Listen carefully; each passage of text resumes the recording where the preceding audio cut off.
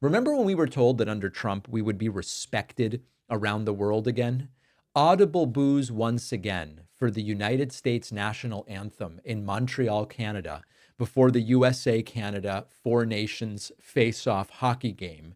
This is not the sound of respect when the anthem starts and everybody boos. Oh, say, can you see by the dawn's early light what so proudly we hailed at the twilight's last gleaming, whose broad stripes and bright stars through the perilous fight o'er the... All right, anyway, I think you guys know what booing sounds like. I don't believe that booing anthems at sporting events is sort of the great indicator of the state of alliances globally and of foreign affairs. But I do think it's relevant to mention that this is a new thing under Trump, and it has come directly from the belligerence and bellicose comments from Trump with regard to Canada. Now, I also think there's an important double standard to point out with regard to the right-wing reaction to this. Producer Pat, credit producer Pat with this. It turns out that the reaction from right-wingers in the US to anything short of total adoration for the national anthem depends on who is doing it. And here's what I mean. Right-wingers were all upset, and they said we must boycott the NFL when the kneeling stuff was going on. Can't kneel, disrespectful to the national anthem, no, no, no. In this case, the national anthem is getting booed by Canadians, mostly white people, in a sport, hockey, which is mostly played by white people.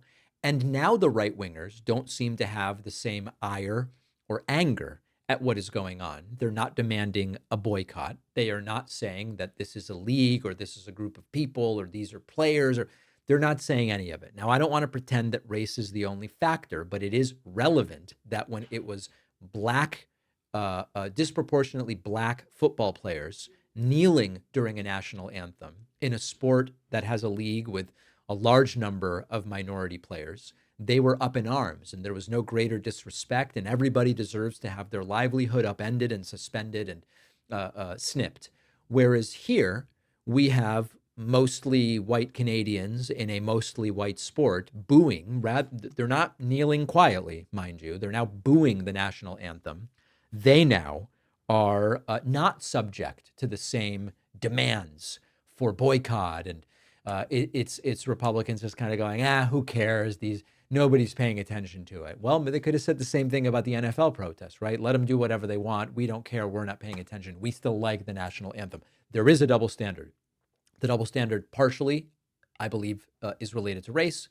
It's partially related to this is specifically about Trump, and it's hard to argue that you're as respected as you've ever been when you've got an entire stadium full of people booing your national anthem thanks to what the guy you elected is doing.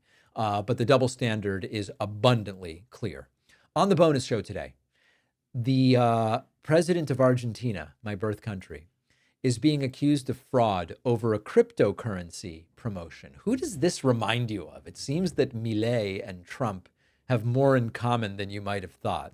We will also talk about Elon Musk saying the team behind 60 Minutes, the program, deserves a prison sentence, chilling anti-media authoritarianism.